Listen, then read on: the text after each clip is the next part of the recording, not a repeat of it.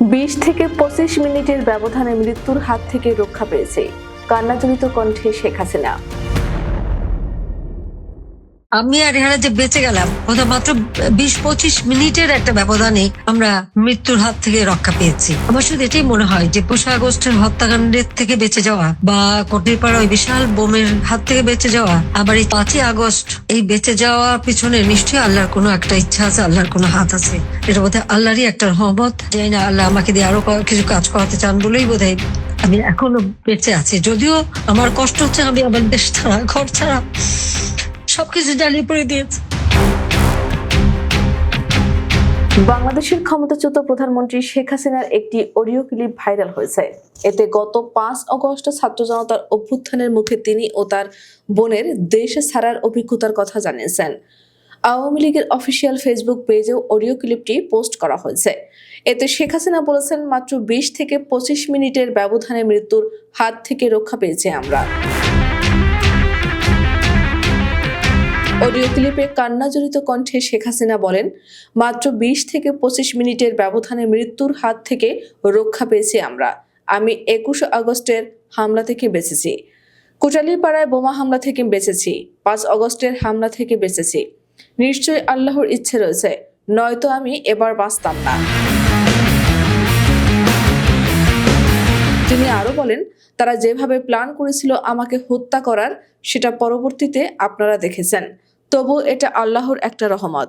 যদিও আমার কষ্ট হচ্ছে, আমি আমার দেশ ছাড়া, ঘর ছাড়া, তারা সবকিছু জ্বালিয়ে পুড়িয়ে দিয়েছে।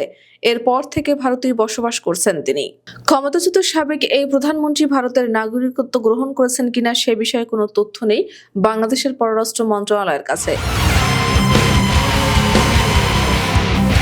উল্লেখ্য, গত 5 আগস্ট ছাত্র জনতার অভ্যুত্থানের মুখে সাবেক প্রধানমন্ত্রী শেখ হাসিনা ও তার বোন শেখ রেহানা ভারতে পালিয়ে যান। এখনও সে দেশেই আছেন। ভারতের পররাষ্ট্র মন্ত্রণালয়ের মুখপাত্র রণধীর জয়সওয়াল জানিয়েছেন, নিরাপত্তার প্রশ্নে শেখ হাসিনা দেশটিতে অবস্থান করছেন। সাপ্তাহিক ব্রিফিংয়ে সাংবাদিকদের এক প্রশ্নের জবাবে একথা বলেছেন তিনি। জয়সওয়াল বলেন, নিরাপত্তার কারণে খুব অল্প সময় নোটিশে তিনি ভারতে চলে এসেছিলেন, এখনো আছেন। ভারতীয় গণমাধ্যম এনডিটিভির প্রতিবেদন বলছে, শেখ হাসিনা ভারতে আছেন কিনা সাংবাদিকদের এই প্রশ্নের জবাবে ভারতের পররাষ্ট্র মন্ত্রণালয়ের মুখপাত্র বলেন, সাবেক প্রধানমন্ত্রীর ভারতে চলে আসার বিষয়ে আগেই জানানো হয়েছিল। নিরাপত্তার কারণে অল্প সময়ের নোটিশে তিনি ভারতে চলে এসেছিলেন, এখনো আছেন।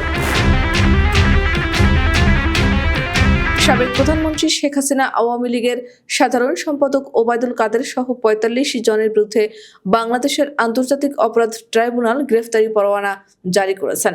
এ বিষয়ে ভারতের মনোভাব জানতে চাইলে রণধীর জয়সওয়াল জানান, তারা এ বিষয়ে প্রতিবেদন দেখেছেন, এর বাইরে তিনি কোনো মন্তব্য করতে চাননি। এদিকে শেখ হাসিনার বিরুদ্ধে গণহত্যার অভিযোগে আন্তর্জাতিক অপরাধ ট্রাইব্যুনাল গ্রেফতারি পরোয়ানা জারি করলে তাকে ফেরাতে সরকারের অবস্থান নিয়ে প্রশ্ন ওঠে। তারই উত্তর দিতে পররাষ্ট্র উপদেষ্টা তৌহিদ হোসেন বলেছেন, তিনি অনানুষ্ঠানিকভাবে জানতে পেরেছেন যে শেখ হাসিনা দিল্লিতে আছেন। সাংবাদিকদের প্রশ্নের জবাবে তিনি বলেন, আমরা অবশ্যই প্রয়োজনীয় ব্যবস্থা নেব। তাকে ফেরত আনার জন্য যা যা প্রয়োজন সেটি অবশ্যই আমরা করব। শেখ হাসিনাকে কোন প্রক্রিয়ায় ফেরত আনা হবে এমন প্রশ্নে পররাষ্ট্র উপদেষ্টা বলেন, কিভাবে আনা হবে সেটি গুরুত্বপূর্ণ নয়, গুরুত্বপূর্ণ হলো কোর্ট বলেছে তাদের গ্রেফতার করতে।